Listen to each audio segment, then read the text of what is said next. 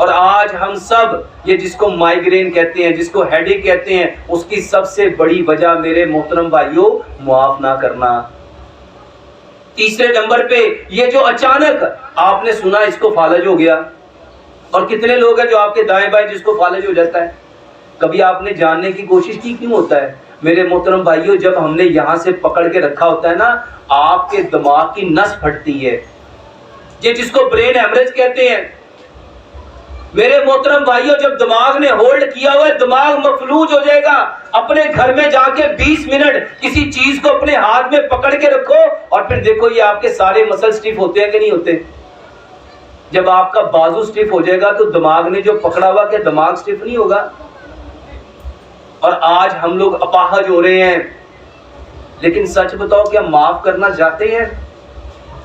فالج لینا پسند کر لیتے ہیں، برین ہیمریج پسند کر لیتے ہیں، لیکن سچ بتاؤ کیا ہم معاف کرنا چاہتے ہیں؟ میرے محترم بھائیو اگر چاہتے ہو یہ بڑی بڑی بیماریاں آپ لوگ اس سے محفوظ ہو سکو تو میں کیا کرنا چاہیے؟ اللہ کے لیے میرے محترم بھائیو معاف کر دو۔ جو معاف کرے گا اس کا سب سے بڑا فائدہ کیا ہوگا؟ ہمارا رب ہمیں معاف کر دے گا۔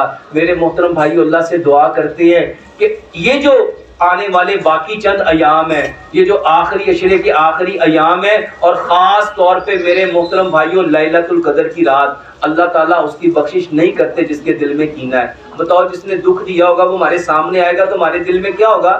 اگر ہمارے دل میں اس کے لیے کینہ ہے، نفرت ہے، بغض ہے، حسد ہے، تو کیا ہمارا رب ہمیں معاف کرے گا؟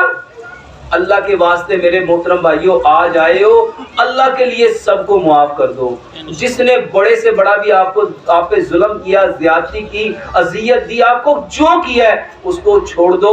سچ بتاؤ جب آپ چھوڑ دو گے تو ہمارا رب ہمیں چھوڑ دے گا۔ وقت بہت مختصر، اللہ سے دعا کرتے ہیں اللہ سبحانہ و تعالی ہمارے ساتھ جس نے جو زیادتی کی ہے، ہمارے ساتھ جس نے جو کیا ہے نا، ہم اللہ کی رضا کے لیے اس کو آج معاف کرتے ہیں۔ اور کس نیت سے کرتے ہیں؟ تاکہ لیلۃ القدر کی رات ہمارا رب ہمیں بھی معاف کر دے۔ اور میرے محترم بھائیوں اللہ سے دعا کرو، اللہ سے دعا کرو کہ اللہ سبحانہ و تعالی ہمیں اسلام کی اس طرح سمجھ عطا فرمائے جس طرح پیارے پیغمبر جناب محمد صلی اللہ علیہ وآلہ وسلم نے دین کو سمجھا اور سمجھ کے صحابہ کو سمجھایا، اور جس طرح صحابہ نے سمجھ کے اس کے اوپر عمل کیا۔